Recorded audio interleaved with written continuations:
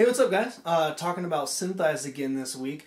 Got a few emails over the week about different problems you can run into in synthesize and moving that information into Cinema and not having slipping and stuff like that. So what we're going to do today is we're actually going to take a clip that one of you guys provided, and I'm just going to walk through how I would solve it, get that information into Cinema, put an object in there, make sure it's tracked into the shot, and that's about it. So I'll see you inside.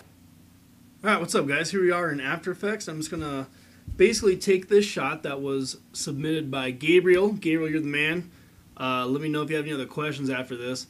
But basically, we're taking this shot, we're going to walk through the steps to go from After Effects into Synthesize into C4D and trying to get rid of any of the problems that might cause slipping or any of the small little getchas that kind of, screw up the entire workflow process. So I haven't really had a chance to look at a lot of this footage, so let's just start and do this together. So here we go. Here is the shot that was submitted. And I'm just going to drag it down, make a new comp. And let's see what we got here. So basically it looks like we have a shot standing and slowly handheld walking back away from this object right here. So shouldn't be too bad. So let's just address with the beginning of problems, everything I like to look at in the beginning of a shot. So the first thing we got here is 25 frames per second.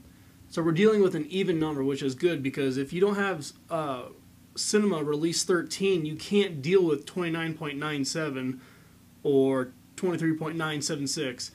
You can't export out subframe. So if this was 29.97 and you're dealing with footage that has something like that, which you most likely do, I would render it out at a full 30 frames or a full 24 frames per second. That's just a little thing that I feel helps a lot. So anyways, looking at that, we got H.264, which isn't synthesized, very friendly, but we will take care of that. So the first thing I'm going to do is, it might just be how I got the clip, but we have a little bit of black here on the side. So this is a little trick I like to do to get rid of if you have any different clips like this. And instead of trying to figure out exactly what the width is, I don't know, it might be, let's see here, is this, 1100, I don't know, it might be something else. Something that's a little bit easier is go ahead and pre-comp the footage. Now I'm going to take the marquee mask here, and I'm going to draw a rectangular mask around the stuff we want to keep. And there's a free script from aescripts.com called Auto Crop. And with that layer selected in the mask, I'm going to say crop to mask. Close that window, jump inside this comp, and then there's our footage. So the actual width and height was this weird number, but we will work with it. So that's good. Now let's get rid of the H.264. Let's get ready for Synthesize. And what I'm going to do is I'm just going to make this Apple ProRes. Nothing fancy. This is just a normal compression. And we'll call this Backtrack, Save, Render.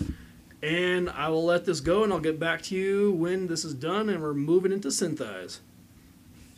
Alright, our render of the footage is done, so let's move over into Synthesize.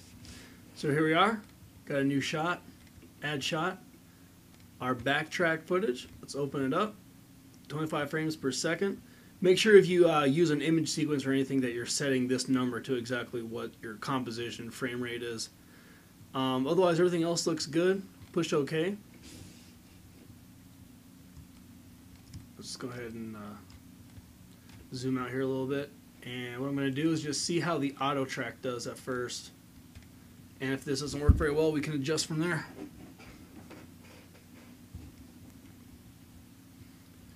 Alright, so it was a pretty fast solve, which is usually a good sign. Error is actually really low right off the bat, so let's see. I'm going to zoom in here to see what our camera looks like. This trail is what we're kind of focusing on.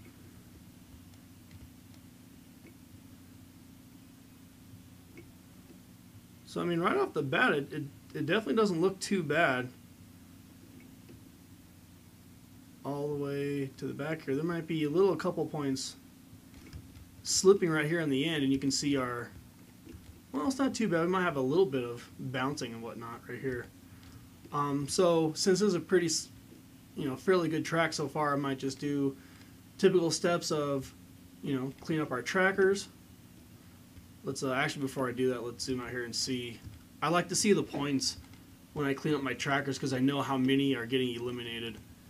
If I click on the show and select buttons here, I can kind of see. So I mean, right here, there's a lot of our points being selected, but it's not too bad. Only one high-end tracker. I'm going to drop that threshold down, maybe get a few more in there. 10 looks good. Delete bad frames, might raise that threshold up a little bit. I'll click fix. I'll go back and let's just do the auto tracker again.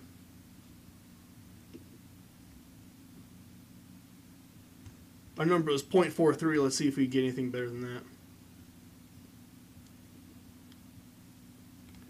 So a little bit of the same solve. Let's do it one more time. You can end up doing cleanup trackers 3 or 4 different times and keep getting different results. So it's always good to kind of do this first. So I deleted those. I'm going to go to refine these, slow but sure. And this is just a different panel now. I'm in the solver panel. Click go. And we got ourselves to a 0.3 error. Let's make sure our camera's going the whole time. Alright, so far looking good.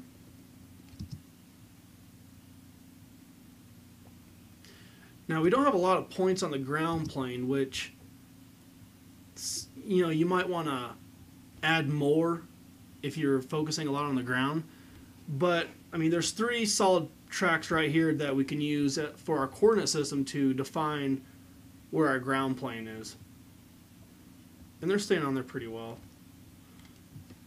So let's just go ahead and set up a coordinate system with these.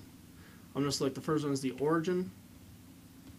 Kind of go all the way back here for the X. I'm going to say the Z. That's also on the ground. I'm just going to save that one. Alright.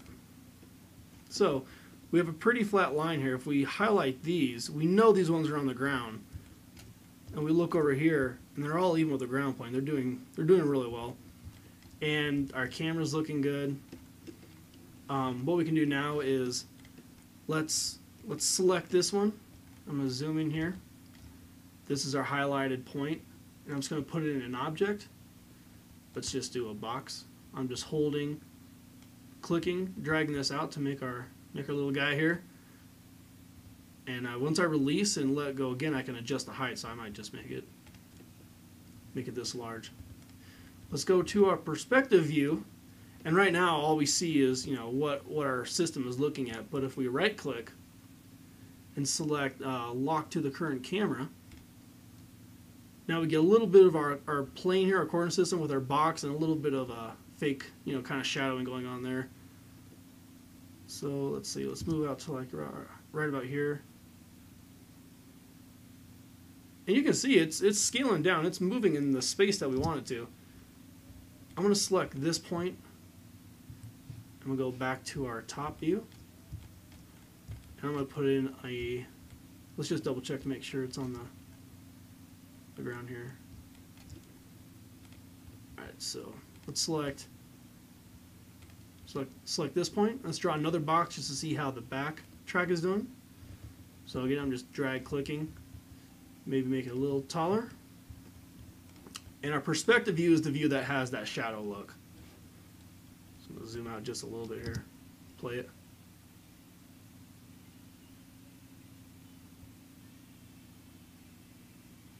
And for just an initial track, I mean, that's looking pretty good. Now, obviously, you'd want to mask out this pillar here to hide the illusion of this sitting on top of it, but this is looking pretty good.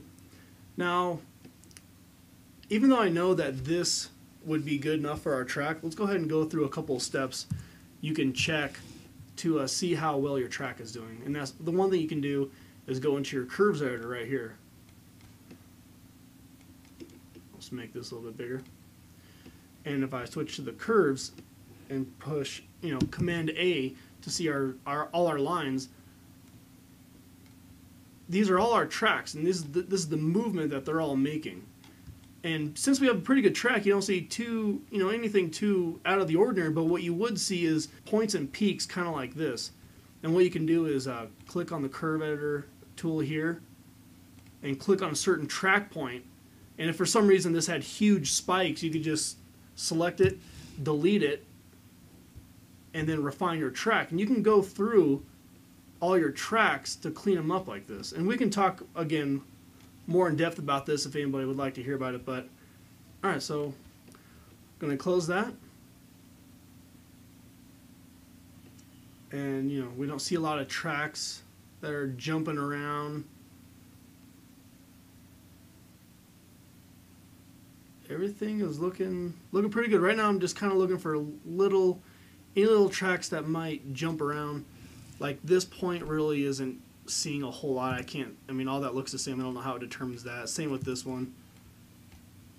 And I'm kind of just cleaning up, a few more tracks that I know we might not need. Alright, so we deleted those. Let's go back to our solver panel. Let's refine it. Slow but sure. Push go once more.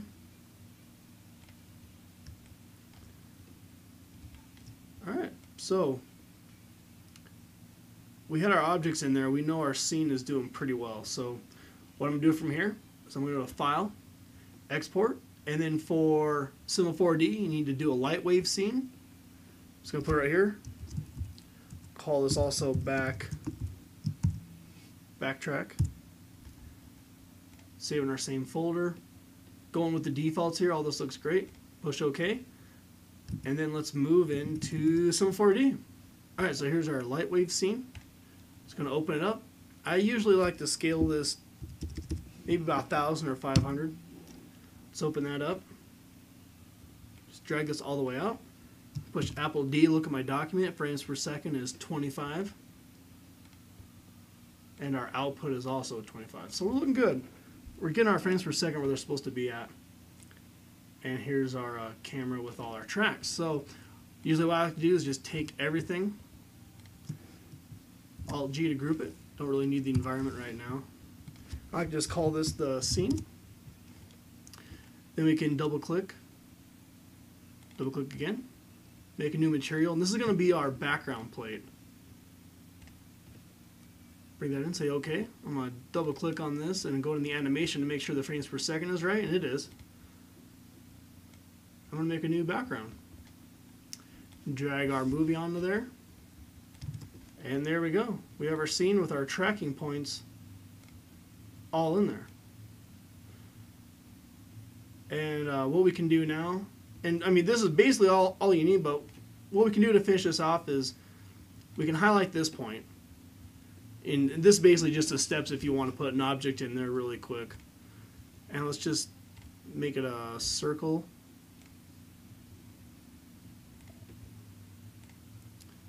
Let's also change the color here. And let's make this circle larger so we can see it. And what we're going to do is we're going to put let's put a sphere in there. So all I did is I alt-clicked the sphere, and what we're going to do is find where that marker is. I added 2 in there. Just going to take the marker out and the sphere. Let's bring a sphere back up to the top here. And then from here what I'm going to do is go into the side view, find our sphere, and I'm going to move it up on top of this point. We know this is our tracking point right here, and this is the ground. So I'm going to set it right on top of that. With the sphere selected, I'm going to find a plane. Take the sphere out of there. Grab the plane, put it on the point. And you could also copy and paste the tracker positioning points as well.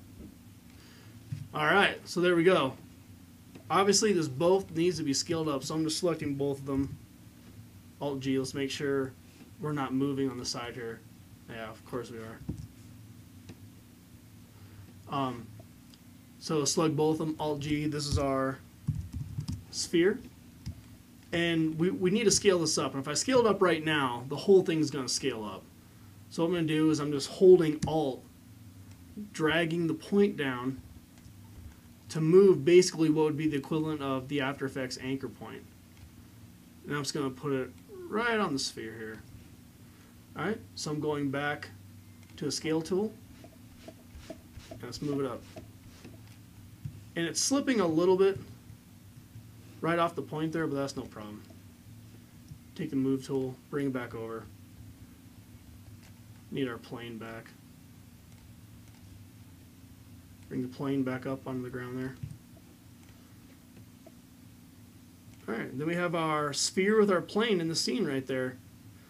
This is basically all there is to it. If you guys want to keep watching, what I'm going to add is some shadows that go to the ground and get rid of our plane here. So if you want to stick around, let's just keep going. Let's just keep going. I mean, why not? Why not just take it to the next level? We're already here. Let's go a little bit further. So basically, this part of the tutorial, maybe I should make this a part 2, but this part of the tutorial is now going to be our shadow catcher for our scene. So what I'm going to do is going to make a new, and if we look at our shadows, there's not a whole lot of hard shadows going on, but we can make a, just make a light. You know what? So what I'm gonna use next for our lights is I really like the Grayscale Gorilla's Light Kit Pro. Not necessary to make this, it just seems to be a lot faster to get it all started. And what I'm going to do is just take the linear daylight over here, and you can use a regular daylight with this, so it's no problem. But all I'm going to do is, I don't want this to be seen by the camera. I'm going to make the sun a little bit more of a bluish color. And again, you can do this all with regular suns and everything built into Cinema. But this seems to be just a little faster. Going to take the sun, and it's small right here, but it is affecting our whole scene. And let's see what our shadow looks like with that. Okay, so this is very exaggerated. Our shadows do not look like this. You would want to take more time to make this match, but it'll give you a good idea of how to get shadows on the ground. Just going to bring the height up a little bit so it's not as long. Do soft shadows just to render it faster. I'm sorry, let's stick with area shadows. Alright, so everything is low quality right now. We need to go to our aliasing, make this the best. I'm just going to default it to animation. Alright, and so to get rid of this square and become a shadow catcher, we need to take our background material, bring it onto our plane, and make sure it's set to frontal, then right click, add a compositing tag, and we're going to say this is part of the background, so this is going to make the whole thing disappear. So there we go. Now our sphere is sitting into our scene. It's all tracked in there. Yeah, it's working well. Again, obviously you're going to want to take more time to make this look pretty, but think the idea is there and working. So what we could do, since we have all this already made, let's go back here to the beginning. I'm going to click on this point, and let's make it a, oh, you know what, let's just do this. Select that point, hold Alt, drop it in a square. I'm sorry, a cube. We're going to be technical about it. I'm going to get that out of our scene, and let's just make it really big. And I'm just using that as reference to where our other scene is. So this is sphere front. I'm going to hold control, drag up. I'm going to call this sphere back. Go to the top view. I'm going to take this one. I'm just going to drag it all the way to our cube here, because we know this is where the back is. And don't need to move that anywhere else because we know that this is all on the ground. So I'm going to take our reference square, get rid of that. Alright, so now we have two spheres in the scene.